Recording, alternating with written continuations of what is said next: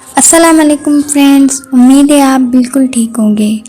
आज मैं आपसे हमारे बहुत ज़रूरी आर्गन को डिस्कस करने वाली हूँ, जो है पेनक्रियास, जिसको हम उर्दू में लबलबा भी कहते हैं।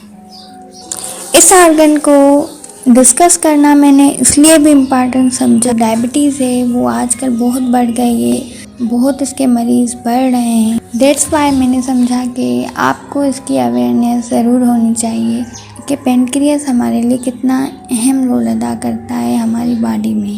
फर्स्ट ऑफ ऑल मैं इसकी साइज़, शेप, प्लेस की बात करूँगी। इसकी साइज़ होती है 6 to 10 इंचज़। इसका शेप जो होता है जे शेप्ड होता है और प्लेस ये हमारे स्टमक के पीछे पाया जाता है। 2 टाइप्स ऑफ ग्लैंड्स होते हैं, एक तो एंडोक्राइन ग्लैंड और exocrine gland. First of all मैं आपसे ये शेयर करूँगी कि ग्लैंड्स क्या होते हैं। Glands are organs that produce and release substances in the body. Glands वो होते हैं जो कुछ हार्मोन्स रिलीज करते हैं हमारी बॉडी में।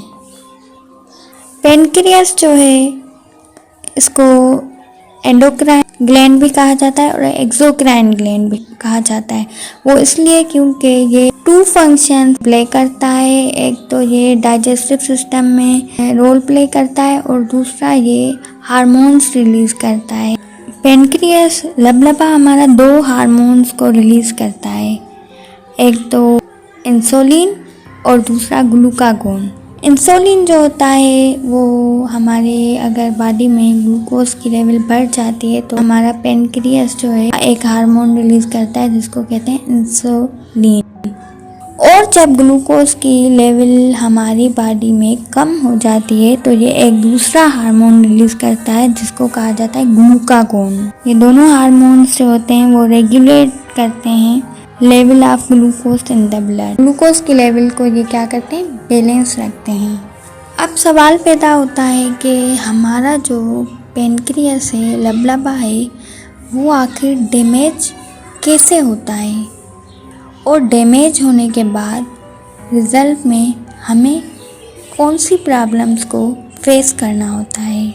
फ्रेंड्स, आपने ये तो सुना ही होगा, जिन भी बीमारियों को फेस करते हैं या जिन बीमारियों का हमें सामना करना पड़ता है वो हमारे मुंह से ही स्टार्ट होती हैं, क्योंकि हम ऐसी चीज़ें खाते हैं जिसकी वजह से हमें बाद में ऐसी बीमारियों का सामना करना पड़ता है। हमारा जो लबलबा है, पेनक्रियास है, वो भी हमारी बेएहतियाती या ऐसी चीज़ें खाने से ख़राब होता है।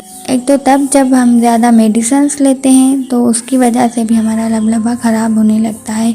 और दूसरी बात, शराब नोशी, सिगरेट नोशी, फास्ट फूड्स, ऑयली चीज़ें खाना, प्रोसेस्ड फूड खाना, तो इन सब चीज़ों की वजह से हमारा जो पेनक्रियास है, लबलबा है, वो ख़राब हो सकता है, हो भी जाता है, डैमेज हो जाता है। चले, हमारा डैमेज जब पेनक्रियास हो जाता है तो हमें कौन सी बीमारियों का सामना करना पड़ता है।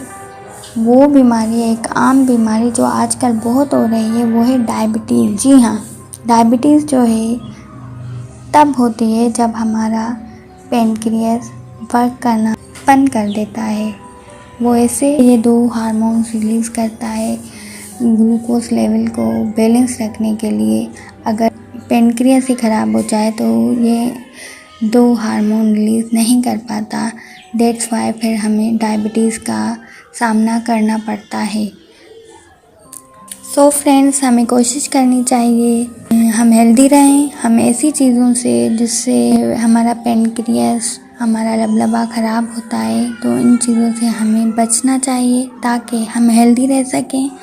और अगर हम हेल्दी रहेंगे तो हम सब कुछ करने के काबिल होंगे।